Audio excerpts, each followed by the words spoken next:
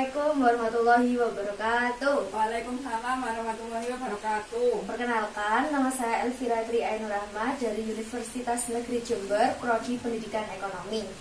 Di sini saya akan sedikit mengisi pembelajaran tentang akuntansi.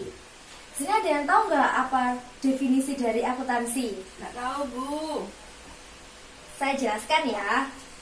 Jadi, akuntansi memiliki dua definisi. Yang pertama ialah dari sudut pemakai. Yang kedua dari sudut proses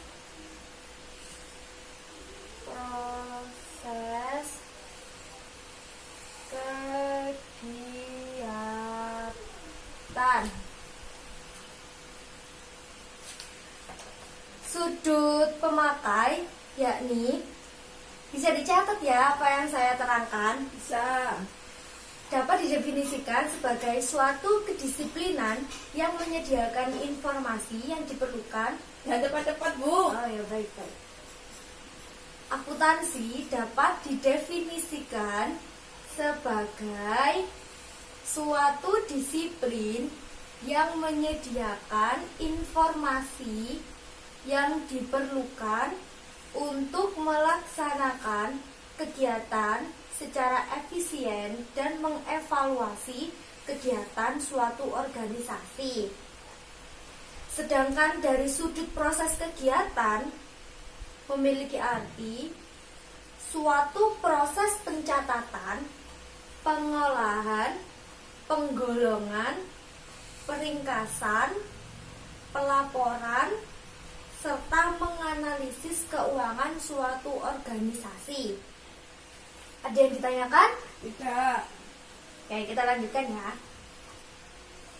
Pemakaian informasi akuntansi ada dua hal, yakni dari pihak internal atau pimpinan perusahaan maupun pihak eksternal perusahaan.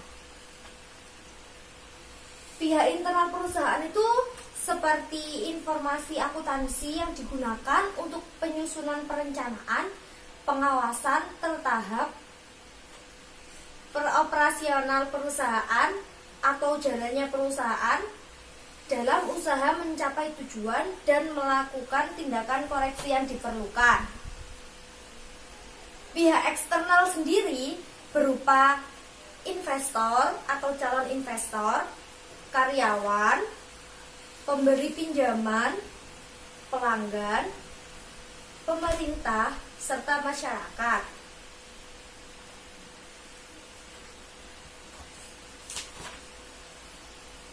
Prinsip dasar akuntansi dibedakan menjadi 5 hal. Yang pertama, prinsip konservatif. Apa sih prinsip konservatif itu?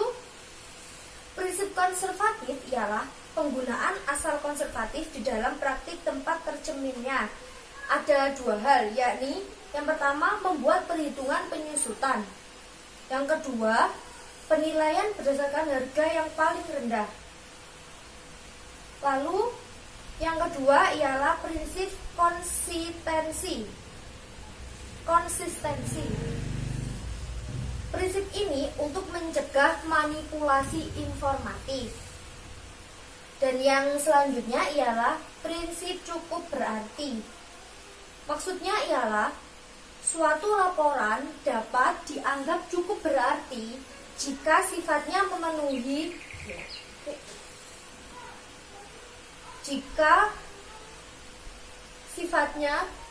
memenuhi atau mempengaruhi perbedaan dalam pengambilan keputusan.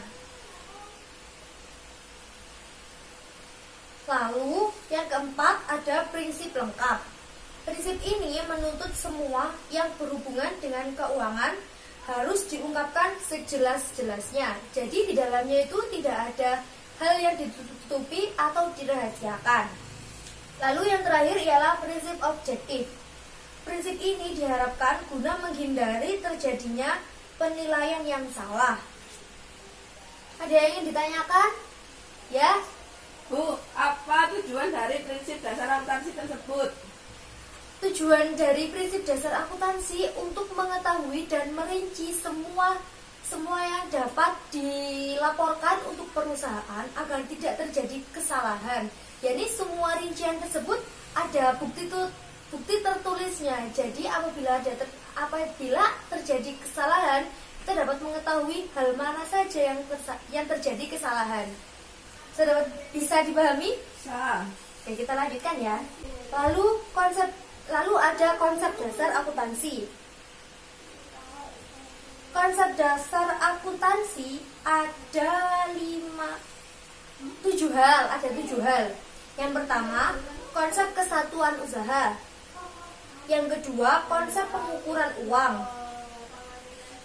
Maksudnya uang itu sebagai alat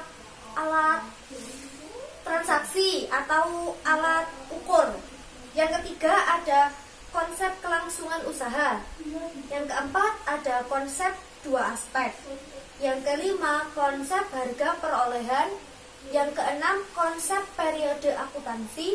Yang ketujuh ialah konsep pembanding pengeluaran beban dengan penghasilan. Bu, saya mau bertanya. Ya, silahkan. Bisa dijelaskan tentang 2 aspek konsep dasar akuntansi? Oke, kan saya jelaskan.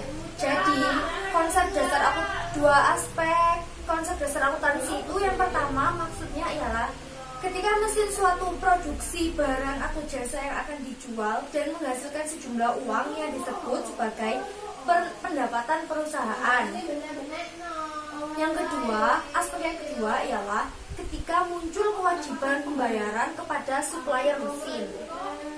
Contohnya ialah ketika perusahaan baru saja membeli aset baru berupa mesin produksi. Itu bisa diterima? Bisa. Oke. Selanjutnya bidang-bidang akuntansi. Bidang-bidang akuntansi ada 7 hal, yakni akuntansi keuangan atau akuntansi umum. Ada bidang-bidang akuntansi.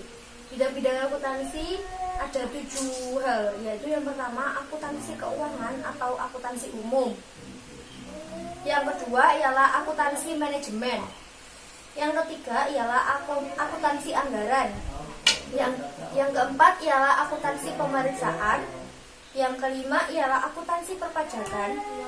Yang ketujuh ialah akuntansi biaya. Yang ketujuh ialah akuntansi sistem akuntansi. Sekarang kita masuk ke penggolongan akun.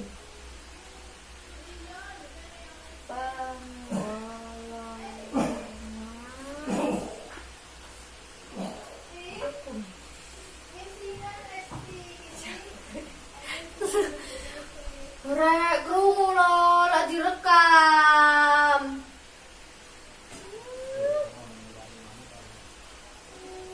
Mau ngeseng.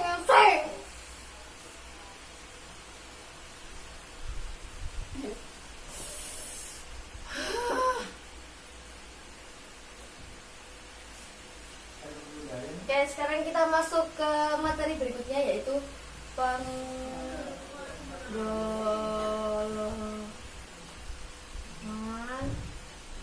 akun. Oke. Penggolongan akun yang pertama ada aktiva. Aktiva itu dibedakan menjadi 4 hal, yaitu aktiva lancar, aktiva tetap, aktiva tak berwujud,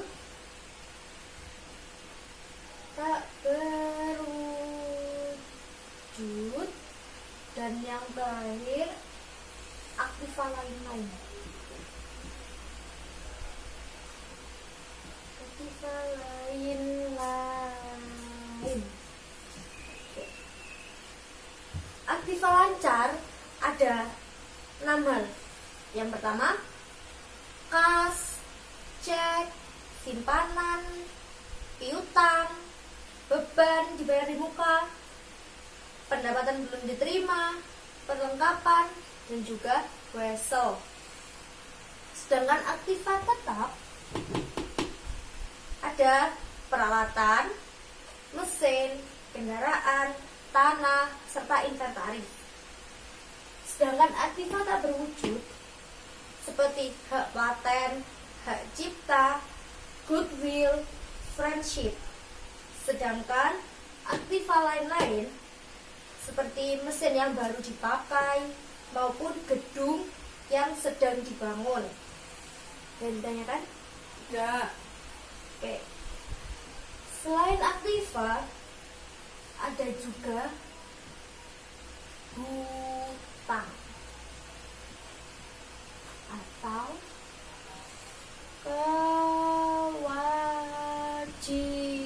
kewajiban. Hutang dibedakan menjadi dua, yakni hutang jangka panjang dan hutang jangka pendek.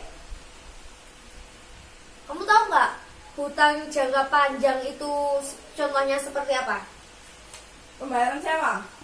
Lalu, Nggak tahu, Bu. oke, hutang jangka panjang ada dua hal, yakni hipotek dan obligasi.